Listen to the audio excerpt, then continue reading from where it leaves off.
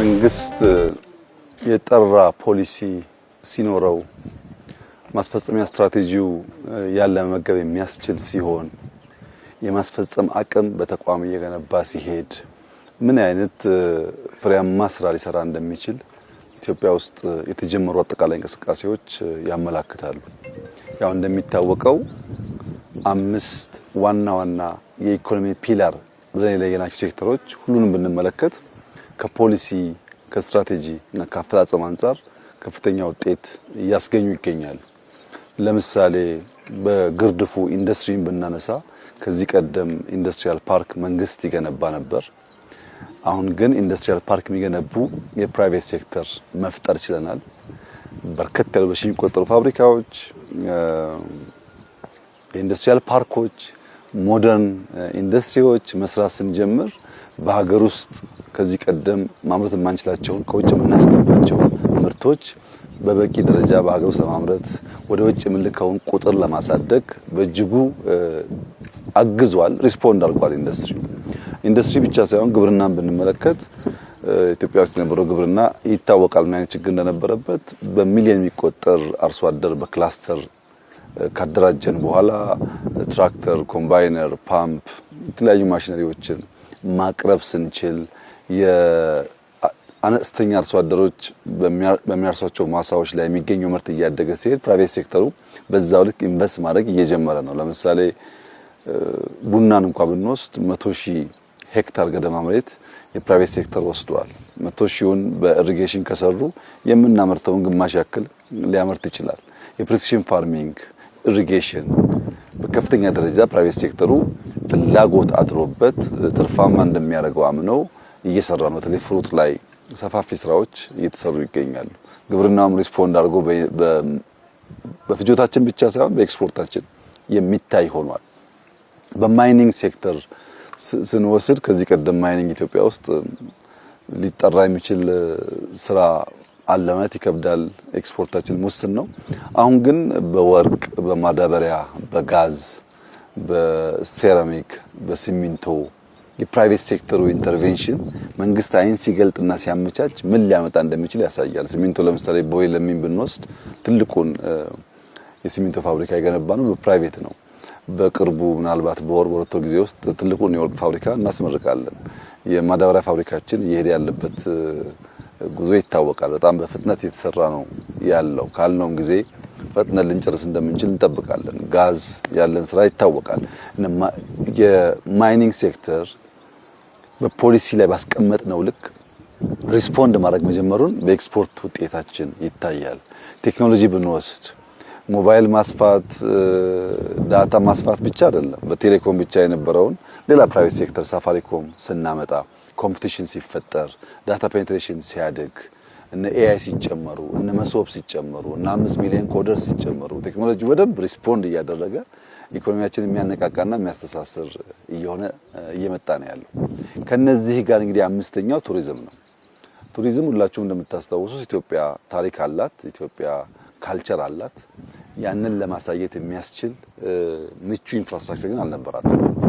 ያንን ቀይር የሚል እሳቤ ነበር። በገበታ ለሀገር፣ በገበታ ለሸገር፣ በገበታ ለትውልድ የሰራናቸው ስራዎች ባለሀብት አስተባብረን በመንግስት በጀት በመንግስት ሀብት ሳይሆን የቱሪዝም ሴክተሩን አይን ገልጠን አስተምረን ፕራይቬት ሴክተር እንዲገባ ማድረግ አለብን የሚል ነበር።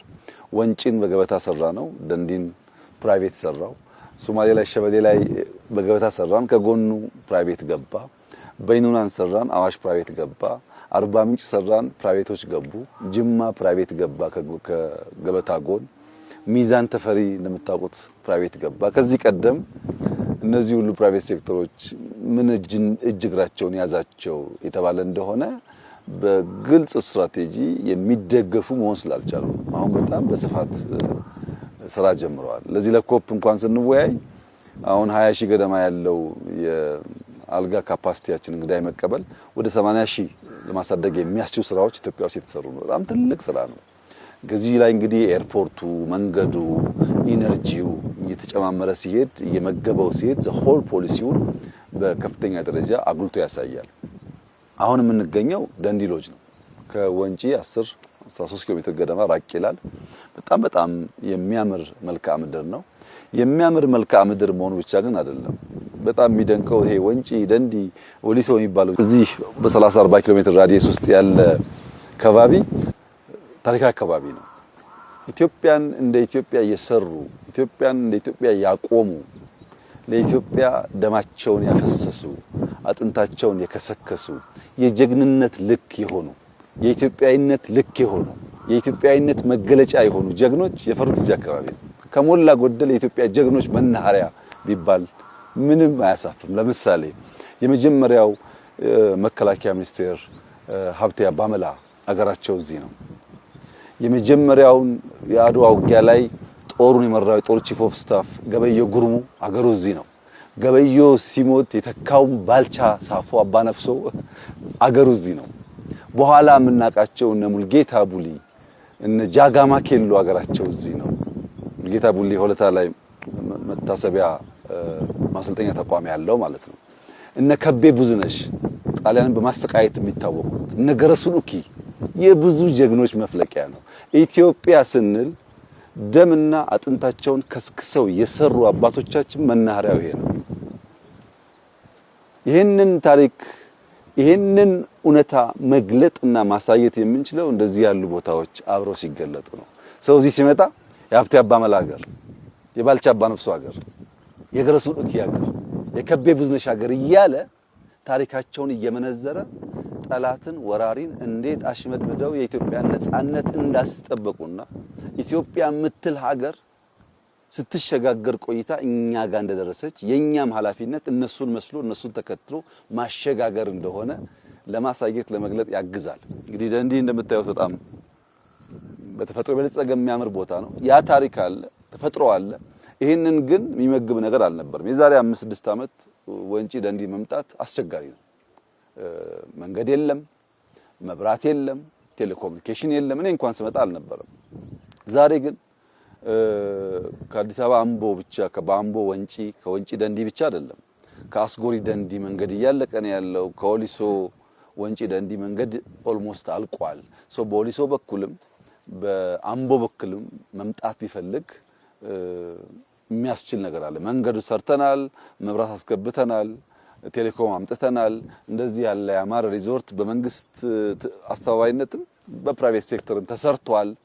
ይሄንን አይቶ ከአዲስ አበባ 1 ሰዓት 1 ሰዓት ተኩል ቢበዛ 2 ሰዓት መጥቶ መስተናገድ የሚቻልበትን እንደዚህ ያለውን ቦታ ማንም ሰው ሚስ ማድረግ አይፈልግም።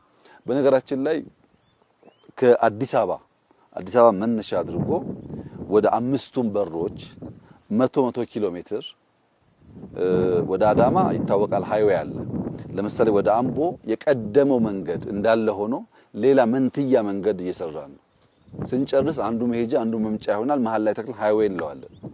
ወደ ደብረ ብርሃን አንድ መንገድ እየጨመርን ነው። አንዱ መሄጃ አንዱ መምጫ ነው። ወደ ፊቼ ወደ ወሊሶም አለ በ5ቱ በር። ለምን አዲስ አበባን ማዕከል አድርጎ ከፍተኛ የትራፊክ መጨናነቅ ስላለ በእነዚህ አማራጭ መንገድ 100 ኪሎ ሜትር ሰርተን እነሱ ደግሞ ውጤት ሲያመጡ ደግሞ 100 እየጨመር ለማዳረስ ማለት ነው።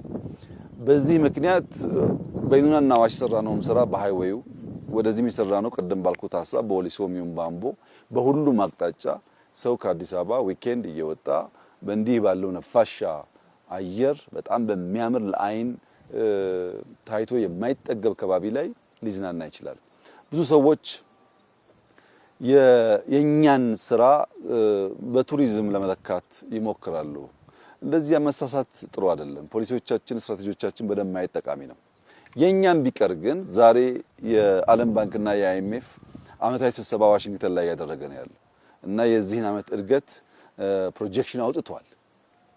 በአፍሪካ ውስጥ ቁጥር 1 ከፍተኛ እድገት ያላት ሀገር ኢትዮጵያ ናት። ከፍተኛ ቁጥር 1 በምን መጣ ሲባል በቱሪዝም በሰራነው ስራ፣ በግብርና በሰራነው ስራ፣ በኢነርጂ በሰራነው ስራ፣ በቴክኖሎጂ በሰራነው ስራ፣ በማይኒንግ በሰራነው ስራ በድምር ውጤት ነው ይሄ ነገር የመጣው። አፍሪካ በእነሱ ግምት ከ9% በላይ እድገት የምታረጋግጥ ብቸኛው ሀገር ኢትዮጵያ ናት።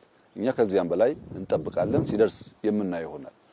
ይህ ግን የመጣው ግልጥ ያለ ስትራቴጂ ኖሮን የት ጋር ምን እንደምናደርግ አውቀን እንዴት ፎሎ እንደምናደርግ ገብቶን በትጋት መስራት ስለቻል ኢትዮጵያ የምትሰራው በአባቶቻችን ደም ብቻ ሳይሆን በእኛም ላብ እንደሆነ ስለምናምን አባቶቻችን በደም ሀገር ሰርተው አቆይተዋል። እኛ ደግሞ በላባችን ኢትዮጵያ መገንባት እንችላለን። ከዚህ ውጭ ያለው አማራጭና አካሄድ ብዛም አዋጭ አይደለም። እንግዲህ ከአባቶቻችን ሲያስፈልግ ተዋክቶ ነፃነትን መጠበቅ ተምረን እኛም በተግባር አሳይተናል። ከአባቶቻችን በብዛት ያላየነው ደግሞ በላብ በደም በፖሊሲ በድካም ሀገር ሊገነባ ደግሞ እንደሚችል የነበረው ውስንነት ማካካስ ተችሏል። ሲደመር የኢትዮጵያ ብልጽግና ዓለም አፍሪካ በሚያምነው ልክ እየተረጋገጠ ይገኛል። ይህንን ስራ አጠናክሮ መቀጠል ያስፈልጋል። መሯትም አያስፈልግም። ለበለጠ ውጤት መትጋት እንጂ የእርካታ መንፈስ አያስፈልግም። ደግሞ ለማራከስ እንደሚሞከረውም እንዳልሆነ ከእቅዳችን አንጻር በጣም አርኪ ስራ ይሰራል። ህልማችን የምንኖር ህልማችንን ገና የምንዘረጋ ለልጆቻችን የምናሸጋግር አስተማማኝ መሰረት ላይ ያለን ደግሞ መሆኑ የበለጠ ኩራት፣ የበለጠ ተስፋ፣ የበለጠ መተማመን ይሰጠናል እና እንደዚህ ያለው ስራ ኢትዮጵያውያን ልባቸውን አእምሯቸውን ሰብስበው በቀና መንገድ ወደፊት ለመራመድ በጋራ መቆም እንዳለባቸው በተደጋጋሚ እንደምናገረው ዛሬ መልእክት ይሄው ነው። እንደዚህ አይነት ስራ ሲሰራ ቅናት ሊኖር ይችላል፣ መትጋት አለመፈለግ ሊኖር ይችላል፣ የገንዘብ ውስንነት ሊኖር ይችላል። ይህንን ነገር በአጠቃላይ ውጤቱ የመለካት አቅም ውስንነት ሊኖር ይችላል። እንደዚህ ያለውን ጉዳይ ራዕይ ያላቸው ሰዎች ስራውን የሚሰሩ ሰዎች ማየት ያለባቸው በእነሱ ልክ ነው። ማጠቃለያ እንዲሆነኝ እንደዚህ ያለውን ስራ ጠቅለል ለማየትና ወደፊት ለመወንጨፍ የንስርና የቁራን ዝምድና ማየት ጠቃሚ ነው። ንስር በባህሪው አርቆ የሚያይ ብዙ ከለሮች የሚያይ በከፍታ የሚበር በከፍታ የሚመላለስ ከከፍታውም በከፍተኛ ርቀት አይቶ አልሞ አድኖ መብላት የሚችል በጣም ብርቱ የብዙ ጀግንነት የብዙ ብቃት መለኪያ ነው። ቁራ በአንጻሩ የቆሸሸ ቦታ የሚውል በመጮህ በማልቀስ አካባቢ ይበክል ባለበት አካባቢ ላይ ከሚበላውም ከሚረጨውም የተነሳ ብዙ የሚቆሹ ነገሮች የሚታዩበት የአዋፍ ዝርያ ነው። ይሄ የአዋፍ ዝርያ ከሌሎች በተለየ መንገድ ንስርን ሊፋለመው ይሞክራል። መቼ ንስር መጥቶ መሬት በሚያርፍበት ሰዓት ቁራ ከላይ ያርፍበትና ንስሩን አንገቱ ላይ የመደብደብ ለመናከስ የመሞከር የመተናኮል ስራ ይሰራል። ንስሩ ግን ቁራው ከላይ ተቀምጦ እየደበደበኝ ስለሆነ ምላሽ ልስጥ አይልም። ምን እያደረክ ነው አይለውም። ሙከራ ምንድነው አይለውም። ከቁራው ሰፈር በከፍተኛ ፍጥነት ወደ ራሱ ሰፈር ይበራል። ከፍታን ለንስር ዝቅታን ለቁራ አርጎ ፈጥፎ ሰጠ። ወደ ላይ የወጡ በሄዱ ቁጥር ቁራው እንኳን ከላይ ሆኖ መደብደብ እንኳን ከላይ መቀመጥ ከፍታውን መቋቋም ስለማይችል መፈጥፈጥ ይጀምራል። ንስሩ ግን ምንም ነገር አይሰራም። ብድግ ብሎ ወደ ከፍታው ነው የሚሄደው። እኛ እንደሱ ነን። ወደ ከፍታችን እንበራለን፣ ህልማችንን እናሳካለን፣ ጩኸቱን ለቅሶ ለቁራዎች እንተዋለን። በዚህ አግባብ የኢትዮጵያን ብልጽግና እናረጋግጣለን። ሰዎች የንስር እይታና ምልከታ ካላቸው በንስር ልክ ለመመላለስ ባዩትና በያዙት መንገድ መጓዝ ያለባቸው። ያ ሲሆን ብልጽግና ማረጋገጥ ይቻላል። በቱሪዝም ሴክተር 100% ያቀርነው አሳክተናል። 100% ከዚያም በላይ ማለት ይቻላል። ለምሳሌ ባለፉት 9 ወራት ኢትዮጵያ ውስጥ የነበረው ኢንተርናሽናል ኩነት አምና ዓመት ሙሉ ከነበረው ይበልጣል። ቱሪዝም አድጓል። በሎካሊም ኢንተርናሽናልም ይቀጥላል። ኮፕን ጨምሮ በጣም ሰፊ ድል ከፊታችን ስላለ በመበርታት በመስራት በመልፋት በውጤት ተቋም በማጠናከር አቅም በማጎልበት ወደፊት መጓዝን ብቻ ማሰብ ተገቢ ይሆናል። እዚህ ቦታ ላይ ይህንን ስራ የሰሩ ዲዛይነሮች፣ ኮንትራክተሮች፣ የተሳተፉ ሰዎች፣ ኢንቨስት ያደረጉ ሰዎች በሙሉ ምስጋና ይገባቸዋል። የከባቢው ማህበረሰብ እንኳን ደስ ያላችሁላቸው ወዳለው በርተው ተጠናክረው ይህንን ስራ በማስፋት የቱሪዝም ፍሰትን በማሳደግ እያንዳንዱን ሃውስሆልድ ገቢ ማሻሻል የሚችል ስራ እንደምንሰራ ተስፋ አደርጋለሁ። እጅግ በጣም አስደሳች ውሎና ቆይታ ነው። እጅግ አድርጌ አመሰግናለሁ።